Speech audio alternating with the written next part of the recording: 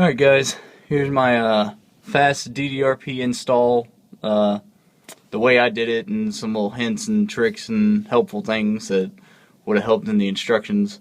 Sorry it's taking so long to get a video up, but each time I've tried it ended up being just a little bit too long and wouldn't post, so we're going to split it up into multiple videos now. So here is on top of the sending unit. I'm sitting underneath or in between the fender and the frame right now, and this is how I accessed everything. You can see I get my hands in here. This is the original fuel line. This is the return line.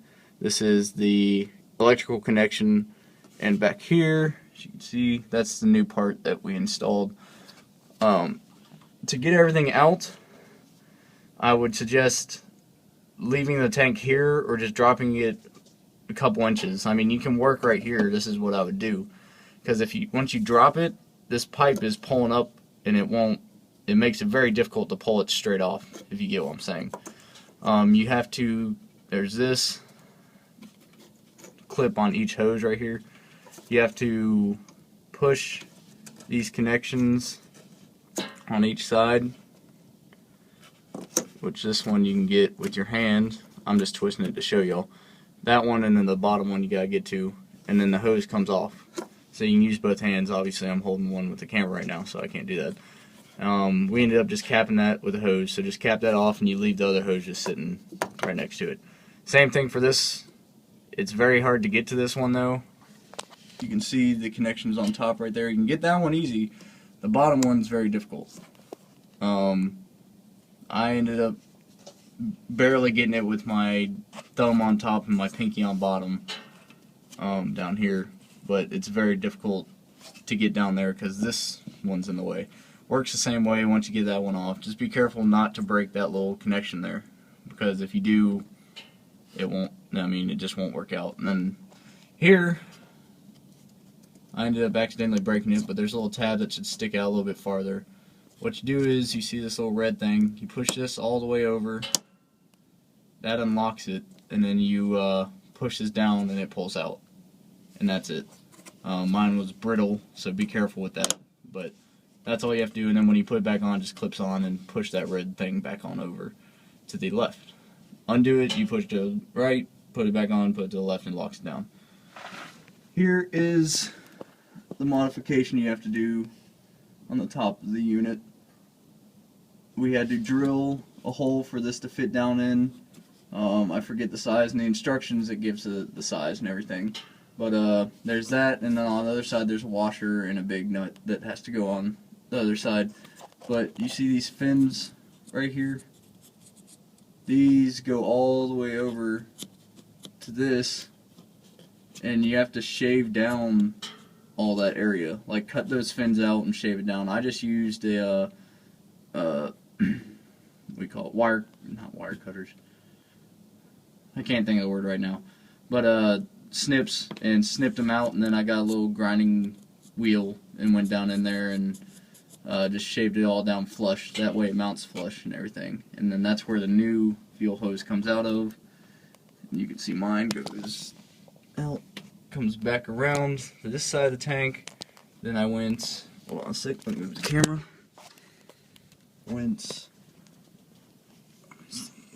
the hose? Where's the hose? There's inside the frame right there, and you see the zip ties to keep it off the frame, because right there it gets kind of sharp. And then goes in the frame, and then I'll show you the second part in a minute.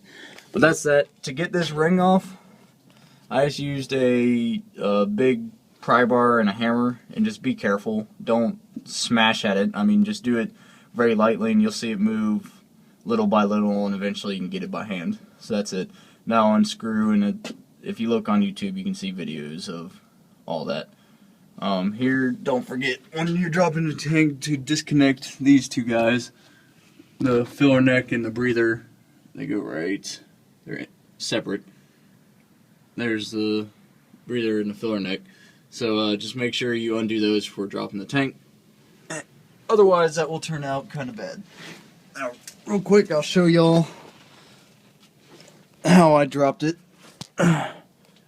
Right there's the back bolt from the back of the truck, and how it goes in right there.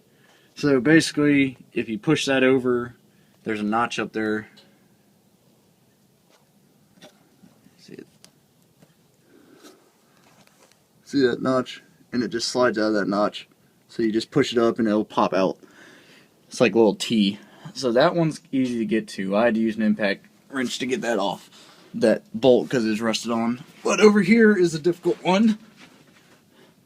That bolt is easy to get to, but that bracket right there, this right here, makes it difficult to get this strap out.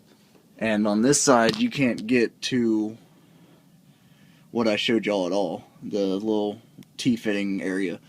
So what you have to do is you have to undo that and use some muscle. You have to bang the tank and move this thing around and try and shift everything to get it out of this little, you can see how it's like shaped, U-shaped in.